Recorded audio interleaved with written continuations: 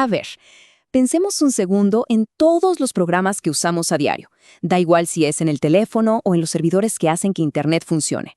Bueno, pues en el corazón de todo eso hay un desafío que es fundamental: cómo manejar la memoria de la computadora de una forma que sea eficiente y, lo más importante de todo, que sea segura. Y es que por décadas parecía que la gente que programa tenía que elegir. O sea, podías tener un programa súper rápido, uno que te diera control total de todo, o podías tener un programa seguro, uno que te evitara los errores más típicos. Pero, ¿tener las dos cosas? Eso era como el santo grial. Ok, vamos a meternos más a fondo en esto, porque para entender la solución, primero hay que entender bien el problema, ¿no? Tradicionalmente, digamos que había dos grandes caminos para manejar la memoria, y la verdad es que ambos tenían sus detalles, sus fallas. Miren, por un lado tenemos el control manual, el de lenguajes como C y C++. La ventaja: una velocidad y un control brutales. Pero, y este es un gran pero, el problema es que un mínimo error humano, como olvidarte de liberar memoria que ya no usas, puede hacer que el programa se ponga lentísimo o, peor, que se cierre de golpe. Por el otro lado, está la seguridad automática de Java. Aquí hay una cosa que se llama recolector de basura que va limpiando todo por detrás. Suena genial, ¿verdad? Pero a veces causa unas pausas inesperadas. O sea, el programa se detiene un momentito para sacar la basura. Y eso, en cosas como videojuegos o sistemas de alta frecuencia, es simplemente inaceptable. Pero bueno, ¿y si hubiera una tercera opción? ¿Una tercera vía? Pues aquí es donde entra en juego un concepto, la verdad es que es relativamente nuevo, llamado propiedad, o como se dice en inglés, ownership. Es la idea que impulsan lenguajes modernos como Rust y Swift, y el objetivo es muy claro: ofrecer lo mejor de los dos mundos que acabamos de ver. La idea clave detrás de la propiedad es que todo el tema de la memoria se resuelve antes de que el programa siquiera empiece a correr. Piensen en el compilador como, no sé, un supervisor súper estricto. Impone una regla bien simple: cada pedazo de dato tiene un único dueño. Y en el momento en que ese dueño, que puede ser una función por ejemplo, termina su trabajo, ¡pum!, el compilador se asegura de que la memoria se limpie al instante, de forma automática. Y así es como se consigue la seguridad, pero sin esas pausas molestas del recolector de basura. Muy bien, ya estuvo bueno de tanta teoría. Vamos a ver cómo funciona esto en la vida real, en la práctica. Para esto, vamos a usar a Rust como nuestro ejemplo principal, para ver cómo su famoso y estricto compilador se asegura de que estas reglas se cumplan sí o sí. Fíjense bien en la diferencia entre copiar y mover. A la izquierda, con algo simple como un número, si lo asignas a otra variable, pues simplemente se hace una copia. Ambas variables funcionan y listo. Pero miren a la derecha. Con datos más complejos, como un vector, cuando lo asignas a la variable b, la propiedad no se copia, se mueve. ¿Qué significa esto? Que la variable original a queda invalidada, ya no se puede usar. Y esta es una regla de seguridad importantísima, porque así se evita que dos variables intenten modificar el mismo pedazo de memoria al mismo tiempo. Y esto nos lleva a otra idea genial: el préstamo, o borrowing. Es como si fueran permisos de acceso. Imaginen que es un libro de una biblioteca. A la izquierda vemos que varias partes del código pueden pedir prestado el dato para leerlo al mismo tiempo. No hay problema, como varias personas leyendo el mismo libro en la sala. Pero a la derecha, si alguien lo quiere pedir prestado para modificarlo, o sea, para escribir en él, solo una parte del código puede tener ese permiso. Nadie más puede ni leerlo ni escribirlo mientras tanto. Y esta regla tan simple, así como la ven, previene una cantidad enorme de errores, sobre todo en programas que hacen muchas cosas a la vez.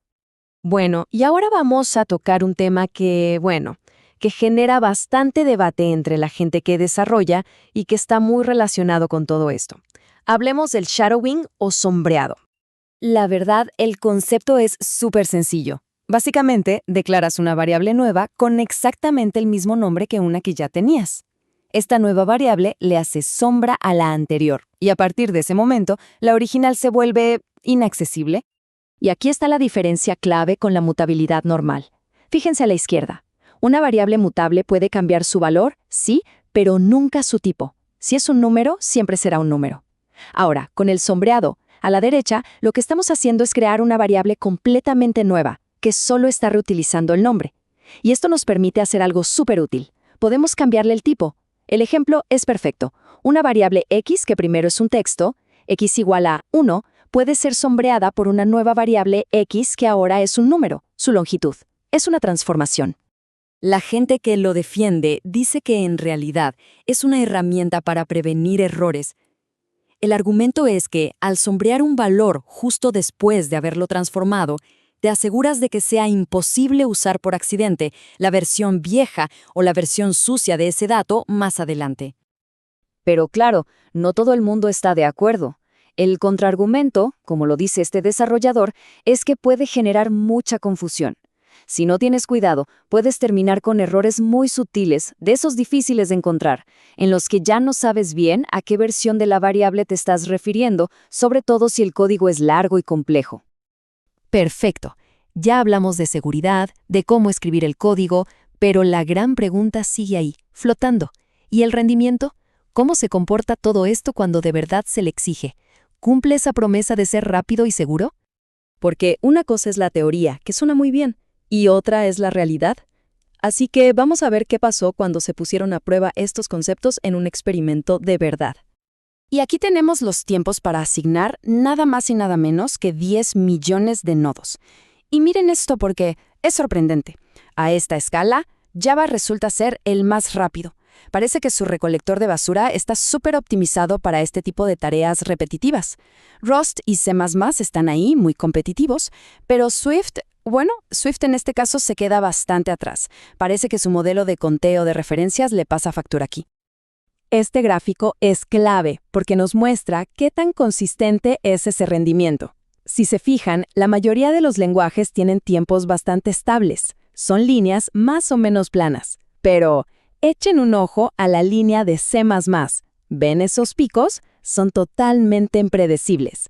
Y esa volatilidad puede ser un verdadero dolor de cabeza en aplicaciones donde la consistencia es lo más importante. Pero bueno, la prueba de los 10 millones de nodos es interesante, pero ¿qué pasa si de verdad llevamos la máquina al límite? ¿Qué tal si lo multiplicamos por 10?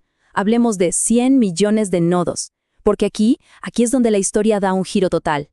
Los de gestión manual, C y C++, simplemente no pudieron. No terminaron. Empezaron a dar errores de memoria por todos lados y hasta ahí llegaron. ¿Y Java, el campeón de la prueba anterior? Pues se quedó sin memoria. Su famoso recolector de basura simplemente no pudo con tanta presión y colapsó. Pero Swift sí que pudo. A pesar de que fue el más lento en la prueba anterior, aquí demostró ser súper robusto. Completó la tarea en poco más de 23 minutos. Lo logró. Pero el resultado de Ross fue simplemente impresionante. Terminó la misma tarea en solo 6.36 minutos. O sea, no solo demostró ser seguro, sino que su capacidad para escalar y su rendimiento bajo una presión tan brutal fueron increíbles. Entonces, ¿qué conclusión sacamos de todo esto? Está claro que este modelo de propiedad puede ofrecer un rendimiento y una estabilidad fuera de serie. Pero, ¿cuál es el precio que se paga por esta nueva forma de seguridad? Vamos a resumir las ideas clave. Primero, la propiedad nos da seguridad de memoria y un rendimiento increíble, sobre todo a gran escala. Segundo, el compilador de Rust es súper estricto. Esto es bueno porque evita errores de raíz, pero la curva de aprendizaje es bastante empinada. Tercero, Swift es más fácil de aprender, sí, pero su sistema, el ARC, todavía puede provocar fugas de memoria si no se tiene mucho cuidado. Y finalmente, y quizá lo más importante, los lenguajes modernos son capaces de aguantar cargas de trabajo masivas, ahí donde los lenguajes de toda la vida simplemente se rinden. Y todo esto nos deja con una pregunta final para reflexionar. Con el software volviéndose cada vez más y más complejo, ¿será que una curva de aprendizaje más dura, más empinada para quienes programan, es el nuevo precio a pagar para tener al final del día programas que sean más rápidos, más seguros y mucho más capaces de lo que hemos tenido hasta ahora?